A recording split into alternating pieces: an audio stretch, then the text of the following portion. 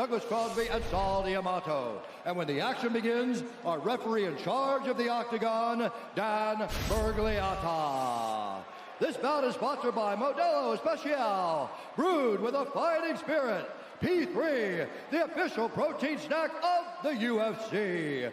Metro by T-Mobile. Catch all the action with Metro's knockout coverage and unlimited data.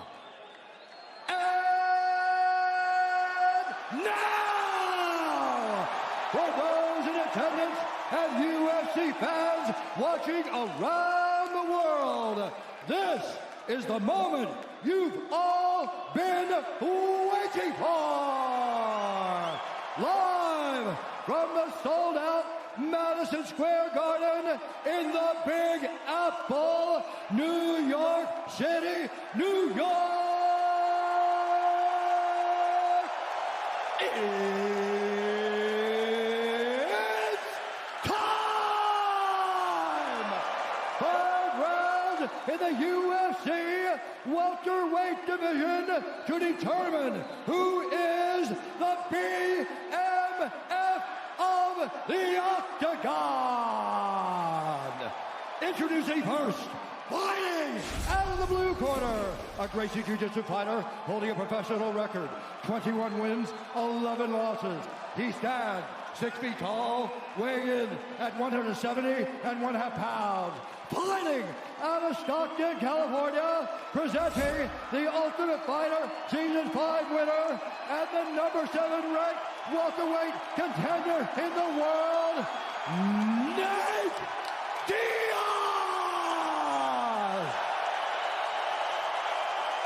And now introducing his opponent, fighting out of the red corner, a boxer holding a professional record, 34 wins, 13 losses. He stands 5 feet 11 inches tall, weighing in at 169.5 pounds.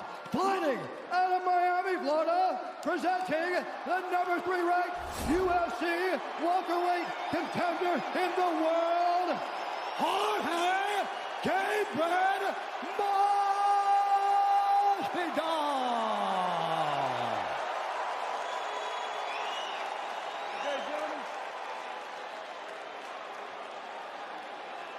All right, gentlemen, we've been through the rules in the locker room. I want you to obey my commands at all times. I want you to protect yourselves at all times. It's a 5-round fight for determining who is the baddest mother effer here.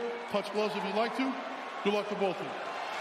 This is real life. This is so ridiculous and so awesome at the same time. And no one can say the F word. Except you. Well, I think they do too. Yeah. And that's how we got started. I have never heard Nate say the F word in my life, Joe. What are you talking about? Here we go. So Masvidal, this is his new way to start fights. Leaning up against the cage, hands behind his back. Yep. And look for him to open up with something wild. Tonight's Fight Clock is brought to you by Modelo, brewed for those with a fighting spirit. Nate Diaz out of the southpaw stance in black, Jorge Masvidal orthodox in red. Diaz with a good start. And Diaz immediately with pressure, always. That is his style. Constant pressure, spectacular endurance, excellent boxing. And he will stay on you, stay on you. And this is where he wants to be, right in this clinch. Once he gets those hands locked, this is just where he's comfortable. It's havoc here. He likes to look for trips. This is where Masvidal gives Nate a chance to kind of just get comfortable. And Nate fights very well off of his back. Has amazing arm bars and triangles off his back. Masvidal some good shots in the clinch. Nice elbow lands. Nate's hurt. Got it. Kick. Elbow landed. Trying to survive here early. Big first minute for Masvidal. Cut him with that elbow bad and then was able to get him down afterwards, but Nate doesn't go away easy, as we know.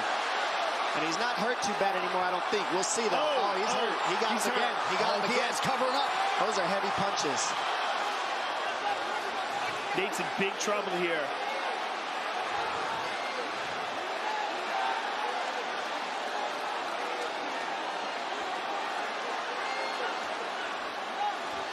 Masvidal trying to pick his spot, certainly in no rush to welcome Diaz back to his feet.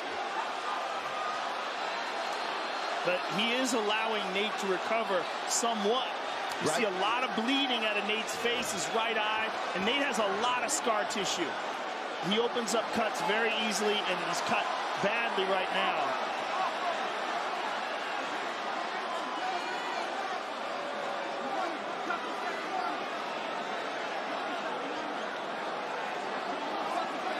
Two minutes have gone by here, round one.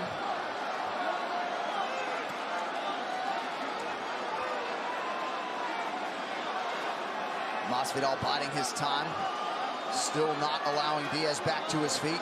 He's not allowing him back to his feet, but he's allowed him to recover. Don't remember, this is a 5-round fight, so I like that he's burning the clock right now and making Nate just sit down on the bottom. Nate hit him with a good front kick to the chest. And he's still doing some damage here, looking for a good position, still striking from the top, staying busy, Masvidal.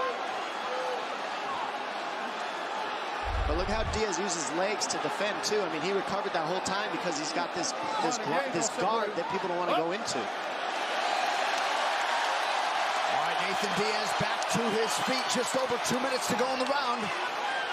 That elbow cut real deep, right under the eye. Good kick to the body there by Masvidal. Nate got a hold of the leg. Looks like that cut is just above the right eyebrow of Nate Diaz.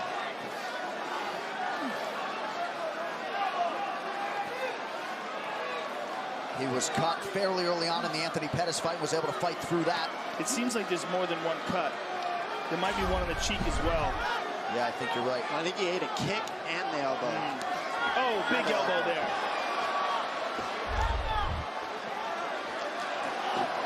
Masvidal exploding in the clinch there.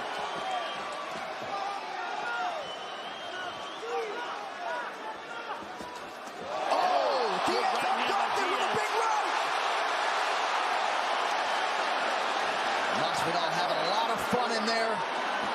He's smiling and talking to Nate after that shot.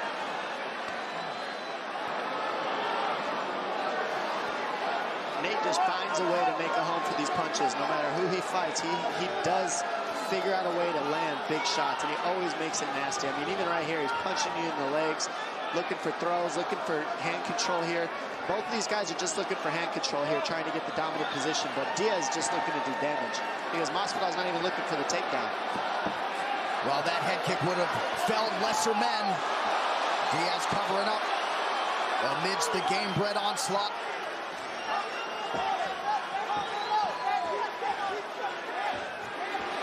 Diaz with a flurry. Masvidal retreats.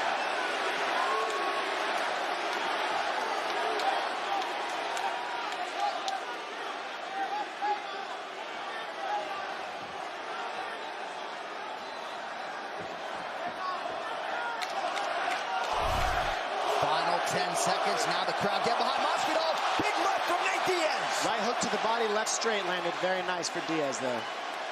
Right. Round one to the 305. And here we see early in the round, knee to the body, boom, huge elbow, double. And that's what cut him. And there's a huge kick. And that kick hurt him bad. Boom, boom. And here's the kick. Right there, bam. I mean, huge, huge shots. Now here's the end of the round. Right to the body, left to the chin.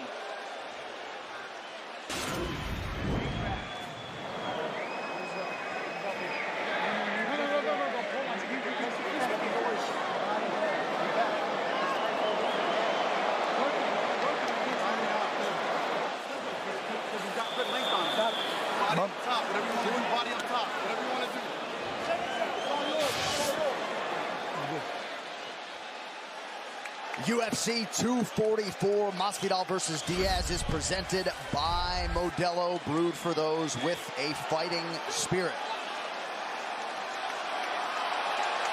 Cutman did his best to work on that eye above and below of Nate Diaz. This place is absolutely deafening, to quote my man Joe Rogan. Here we go, round two. You're going to see Jorge keep stabbing at that cut with his left hook. The pressure that Nate Diaz puts on you. I mean, always moving forward. And Masvidal's finding homes for those shots. What I'm interested in is what happens if Diaz is still here and he's still doing this and keeping this pressure on you. I mean, he finds a way. 18th UFC appearance for Masvidal. He's never been finished, never put away in the UFC.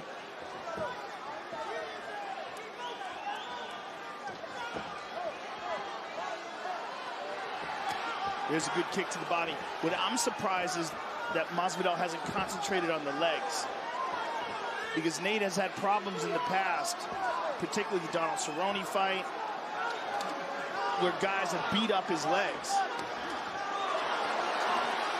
Couple good overhand rights from Diaz, excuse me. When I was watching the film of Jorge, he's best with his outside right kick.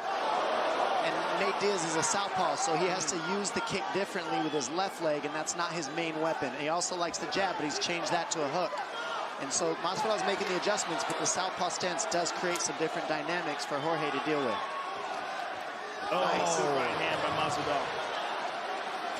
Jorge can adjust with inside kicks, though, and that's one thing he can do that he hasn't done yet. Oh! Huge right for Daybread. Perfect right hand. Body shot. That body shot hurt. Diaz forced to go down.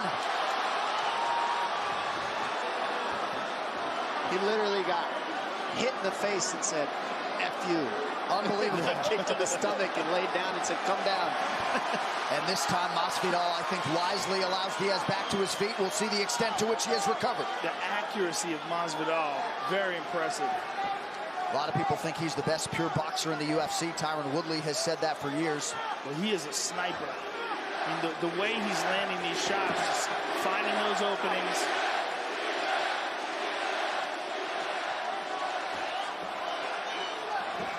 Oh, that's a punch he landed on Till. That's one of Jorge's nice, tricky punches. He's